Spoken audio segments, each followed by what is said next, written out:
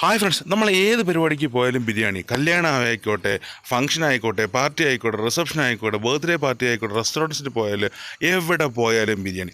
അതുപോലെ തന്നെ ബിരിയാണി അല്ലെങ്കിൽ നോൺ വെജിറ്റേറിയൻ കഴിക്കുന്നവർക്ക് സ്ഥിരം കേൾക്കുന്നൊരു പരാതിയാണ്, പച്ചക്കറി എന്തെങ്കിലും കഴിക്കണം, പച്ചക്കറി കണ്ണിന് നല്ലതാണ്, കാലിന് നല്ലതാണ്, കൈക്ക് നല്ലതാണെന്നൊക്കെ പറഞ്ഞു.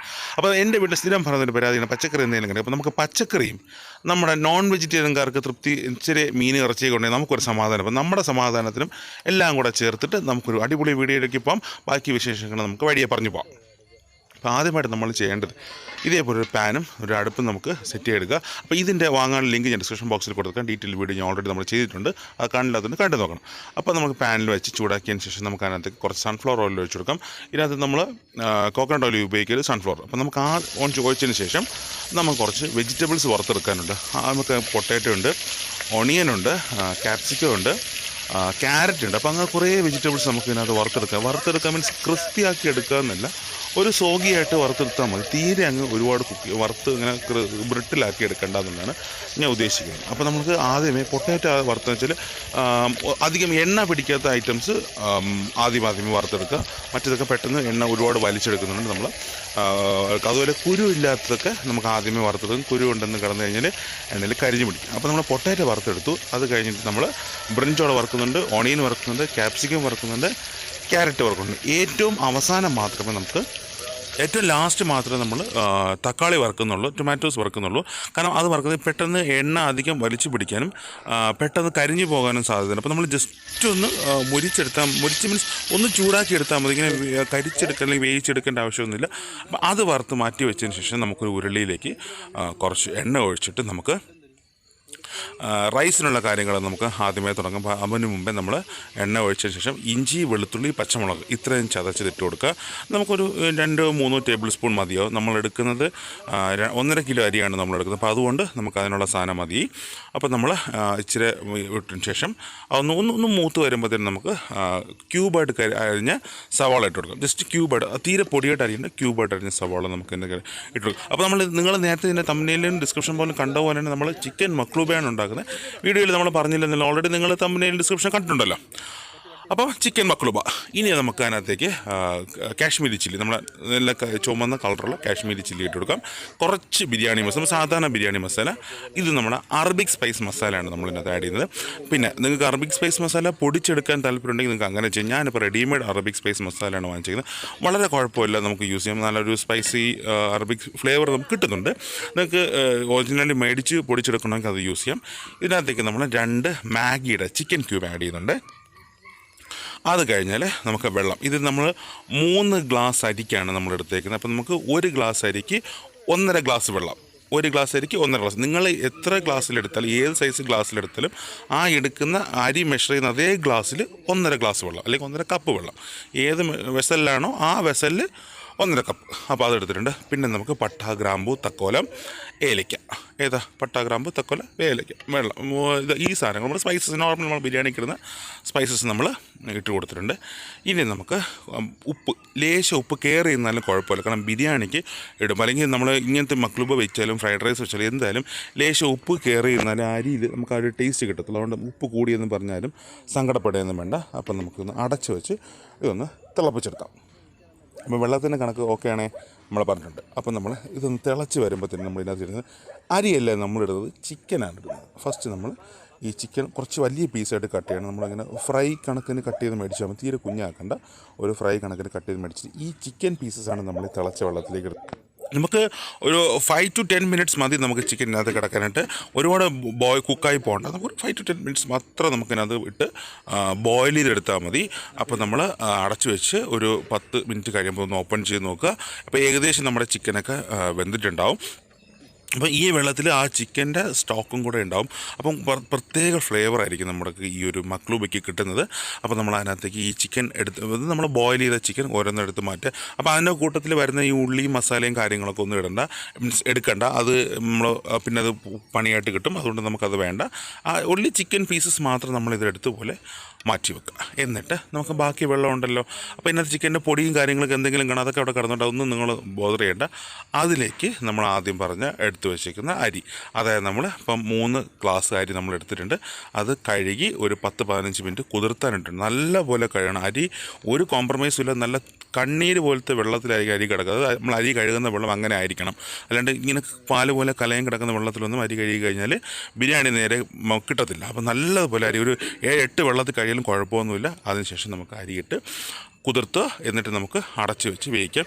അപ്പം നമ്മൾ ഇടയ്ക്ക് ഒന്നൊരു 10 മിനിറ്റ് ഇടയ്ക്ക് ഒന്ന് തുറന്ന് നോക്കിയിട്ട് നമുക്ക് കുറച്ച് നെയ്യ് ആഡ് ചെയ്ത് കൊടുക്കണം. നിങ്ങൾക്ക് ഏത് ബ്രാൻഡിൻ്റെ നെയ്യ് വേണമെങ്കിലും ഉപയോഗിക്കാം. ഞാനിപ്പോൾ നമ്പൂരീസിൻ്റെ നെയ്യാണ് ഉപയോഗിക്കുന്നത്. നിങ്ങൾക്ക് ഏത് ബ്രാൻഡ് വേണം, RKGയോ ഏത് വേണമെങ്കിലും ഉപയോഗിക്കാം. എന്നിട്ട് നമുക്ക് അടച്ച് വെച്ച് ഇതൊന്ന് വറ്റിച്ചെടുക്കാം. ഇത് നമ്മൾ ഓൾറെഡി വീഡിയോയിൽ ചെയ്തിട്ടുണ്ട്. ഇനി നമുക്ക് നമ്മൾ ബോയിൽ ചെയ്ത് വെച്ചേക്കുന്ന ചിക്കൻ ഒന്ന് മാരിനേറ്റ് ചെയ്യണം. അപ്പോൾ നമുക്ക് അതിനകത്തേക്ക് മുളക് പൊടി, നമ്മുടെ അറബിക് സ്പൈസ് മസാല, പിന്നെ നാരങ്ങ, ഒരു ഫുൾ നാരങ്ങ നമ്മൾ എടുത്തിട്ടുണ്ട്. അപ്പം നമുക്ക് നാരങ്ങയും കൂടെ അതിനകത്തേക്ക് പിഴിഞ്ഞ് ഒഴിക്കുക. അതിനകത്തേക്ക് നമുക്ക് ശകലം ഈ ഒരു സാധനം ഓപ്ഷനിലാണ്, വേണമെങ്കിൽ ഉപയോഗിച്ചാൽ മതി, ഉപയോഗിച്ചില്ലെങ്കിൽ ഒരു കുഴപ്പമില്ല. ശകലം റമ്മും നമ്മൾ അതിനകത്ത് ആഡ് ചെയ്യുന്നുണ്ട്. വേണമെങ്കിൽ ഉപയോഗിക്കാം, ഒരു കമ്പൽസറി ഒന്നുമില്ല, വേണമെങ്കിൽ ഉപയോഗിച്ചത്. അല്ലെങ്കിൽ നമുക്ക് ലേശം വെള്ളം ഒഴിച്ച് ഈ മസാല ഒന്ന് ലൂസാക്കുക. അതിനകത്തേക്ക് ഉപ്പിട്ട് കൊടുക്കുക. കാരണം ഓൾറെഡി നമ്മൾ ഉപ്പിൽ വേവിച്ച ചിക്കനാണ്, എന്നാലും ശകലം കൂടെ ഒരു ഉപ്പിട്ട് മസാലയ്ക്ക് വേണ്ടി മാത്രം ഇച്ചിരി ഒന്ന് ഉപ്പിട്ട് എടുത്തിട്ട് നല്ലതുപോലെ ഈ മസാലയൊന്ന് മിക്സാക്കി എടുക്കാം. മിക്സാക്കിയതിന് ശേഷം നമ്മൾ നേരത്തെ ബോയിൽ ചെയ്ത് വെച്ചേക്കുന്ന ചിക്കൻ നമുക്ക് ഇതിനകത്ത് ഇട്ട് കൊടുക്കാം.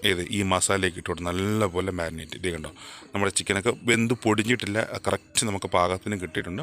ഈ ഒരു പാകം നമുക്ക് കിട്ടും. ബോയൊക്കെ നമ്മൾ ഫ്രൈ ചെയ്യുന്നുണ്ടല്ലോ, അപ്പം ട്രിപ്പിൾ കുക്കിംഗ് ആണ്. നമ്മൾ ബോയിൽ ചെയ്യുന്നുണ്ട്, ഫ്രൈ ചെയ്യുന്നുണ്ട്. ഇനി ഒരു സ്റ്റെപ്പും കൂടെ. അപ്പം 100% മീറ്റ് വേകും. മീറ്റ് വേകുന്നതിൽ നമുക്ക് യാതൊരു സംശയമുണ്ട്, കറക്റ്റായിട്ട് നമുക്ക് മീറ്റ് വെന്ത് കിട്ടിയിരിക്കും. അപ്പോൾ നമ്മൾ മസാലയൊക്കെ മാരിനേറ്റ് ചെയ്ത് ഒരു 10 മിനിറ്റ് മാറ്റി വെക്കാം.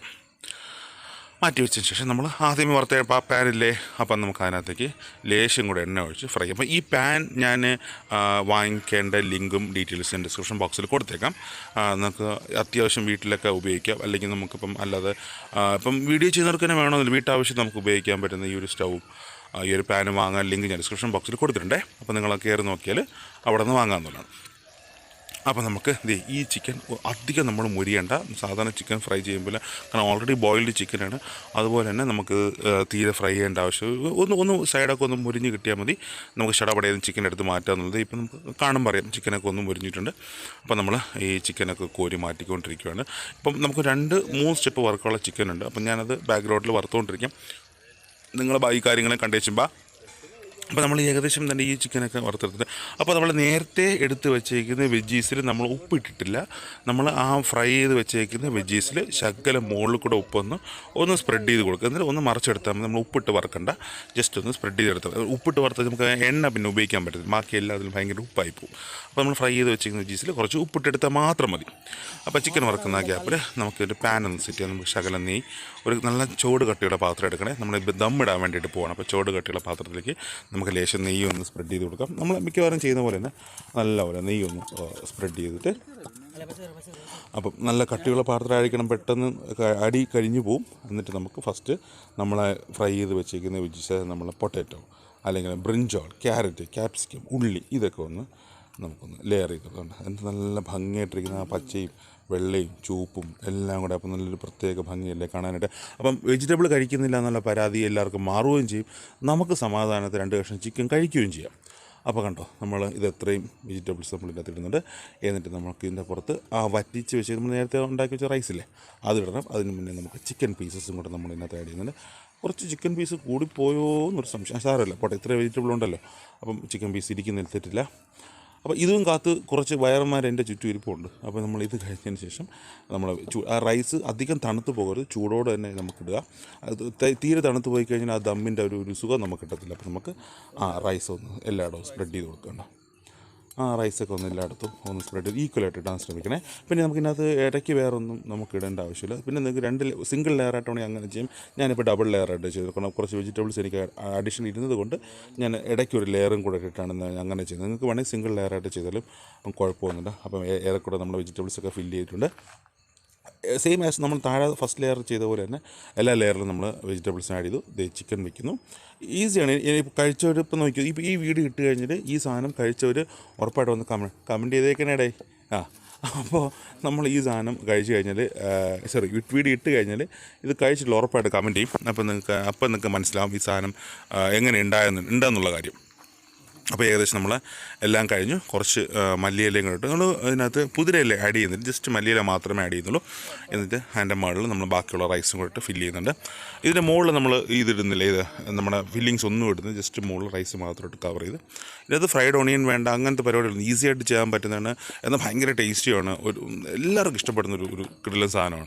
അപ്പോൾ നമ്മൾ ഇത്രയിട്ട് ലേശം കുറച്ച് മല്ലിയിലയും കൂടെ നമ്മൾ മുകളിൽ ഒന്ന് ഇട്ടതിന് ശേഷം ഇതിനകത്തൊരു ചെറിയ വൃത്തിയുടെ പണിയും കൂടെ നമ്മൾ കാണിക്കുന്നുണ്ട്. വൃത്തിയുടെ പണി മീൻസ് എല്ലാവർക്കും താല്പര്യമില്ലാത്തവർ ചെയ്യേണ്ട, 100% ചെയ്യേണ്ട. നമ്മൾ ലേശം റമ്മ ഒന്ന് ഡയല്യൂട്ട് ചെയ്തതിന് ശേഷം ഒന്ന് മുകളിൽ ആ റൈസിൻ്റെ മുകളിൽ ഒന്ന് തെളിച്ച് കൊടുക്കുന്നുണ്ട്. വേണ്ടാത്തൊരു ഒരു കാരണവശാലും ചെയ്യേണ്ട, ഇത് എൻ്റെ സ്വന്തം പരിപാടിക്ക് വേണ്ടി ഞാൻ ചെയ്തതെന്നുള്ളൂ. താല്പര്യമില്ലാത്തവർ ഒരിക്കലും ചെയ്യരുത്. എന്നിട്ട് നമുക്ക് ആ ഗ്യാസിൽ ചെറിയ ലോ ഫ്ലെയിമിൽ ഒന്ന് ചൂടാക്കി കൊടുക്കുക, അത്രേ ഉള്ളൂ. ഒരു വെയിറ്റും കൂടെ എടുത്ത് വെച്ചാൽ സംഗതി നമ്മൾ കുളത്തിൻ്റെ സൈഡിൽ ചെറിയ വെയിറ്റ് എടുക്കും, ഞാൻ അതങ്ങ് എടുത്ത് മുണ്ടക്കി വയ്ക്കും. ഒരു 2-3 മിനിറ്റ് ഇരുന്നാൽ നല്ല ചൂടായി നമുക്ക് സെർവ് ചെയ്ത് ഇടയിൽ ഇട്ടിട്ട് ദമ്മൊക്കെ നമുക്ക് കറക്റ്റ് ദമ്മിൻ്റെ മൈദ മാവൊന്നും വെക്കേണ്ട ഒരു ആവശ്യമില്ല. ആയിട്ട് നമുക്കൊരു പ്ലേറ്റിലേക്ക് മറിച്ച് കൊടുക്കാം. ഓക്കെ, മറിച്ചിട്ടുണ്ട്. ഇനി നമുക്ക് പതുക്കെ ഒന്ന് പൊക്കിയെടുക്കാം. ശകലം ഒന്ന് ഫ്ലോപ്പായിട്ടുണ്ട്. അപ്പം നമ്മൾ പ്രതീക്ഷ പോലെ വന്ന് ചെറുതായിട്ട് മറിച്ചിട്ടപ്പോൾ ഒന്ന് ഫ്ലോപ്പായി, കുഴപ്പമില്ല. അപ്പം ഇതാണ് നമ്മളെ മക്ലുബ എന്ന് പറയുന്നത്. ട്രൈ ചെയ്യാൻ പറ്റുന്നവരും ട്രൈ ചെയ്ത് നോക്കിയോ. ഇല്ല ട്രൈ ചെയ്യാൻ പറ്റുന്നില്ല, കഴിക്കാൻ ആഗ്രഹമുണ്ടെങ്കിൽ നമുക്ക് ഓർഡർ ചെയ്താൽ നമ്മൾ ഉറപ്പായിട്ടും ചെയ്ത് തന്നേക്കാം, കിടിലായിട്ട് ചെയ്ത് തന്നേക്കാം. അപ്പോൾ ഇതൊന്ന് ട്രൈ ചെയ്ത് നോക്കുക, കഴിച്ച് നോക്കുക. ഇഷ്ടപ്പെട്ടെങ്കിൽ ഞങ്ങളുടെ വീഡിയോ ലൈക്ക് ചെയ്യുക, ഷെയർ ചെയ്യുക, സബ്സ്ക്രൈബ് ചെയ്യുക.